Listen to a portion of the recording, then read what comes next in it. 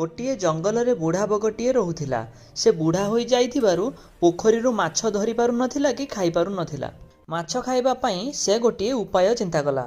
ଦିନେ ସେ ମାଛମାନଙ୍କୁ ପାଖକୁ ଡାକି କହିଲା, ଆଗକୁ ଖରାଦିନ ଆସୁଛି, ଏଇ ପୋଖରୀର ଜଳ ଶୁଖିଯିବ ଆଉ ତୁମେମାନେ ମଧ୍ୟ ପାଣି ବିନା ମରିଯିବ।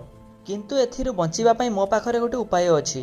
ପାଖରେ ଆଉ ଗୋଟିଏ ପୋଖରୀ ଅଛି, ମୁଁ ତୁମମାନଙ୍କୁ ଗୋଟି ଗୋଟି କରିକି ନେଇଯିବି ଏବଂ ସେ ପୋଖରୀରେ ଛାଡ଼ିଦେବି। ସେଠାରେ ତୁମେମାନେ ହସ ଖୁସିରେ ରହିବ। ଏହାପରେ ମାଛମାନେ ବଗ ସହିତ ଅନ୍ୟ ପୋଖରୀକୁ ଯିବା ପାଇଁ ରାଜି ହୋଇଗଲେ। ବଗ କିନ୍ତୁ ସେ ମାଛମାନଙ୍କୁ ଆଣି ଅନ୍ୟ ଏକ ଜାଗାରେ ଗୋଟି ଗୋଟି କରି ସବୁ ମାଛକୁ ଖାଇଯାଉଥାଏ।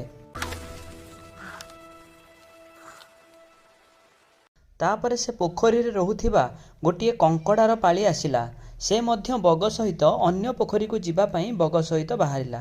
ଯେତେବେଳେ କଙ୍କଡ଼ାଟି ବଗ ସହିତ ଉଡ଼ି ଉଡ଼ି ଯାଉଥିଲା, ସେତେବେଳେ ସେ ତଳେ ମାଛ କଣ୍ଟା ସବୁ ଦେଖିପାରିଲା ଏବଂ ଜାଣିପାରିଲା ଯେ ବଗଟି ମାଛମାନଙ୍କୁ ଗୋଟି ଗୋଟି କରି ଆଣି ଏଇ ଜାଗାରେ ସମସ୍ତଙ୍କୁ ଖାଇ ଦେଇଛି।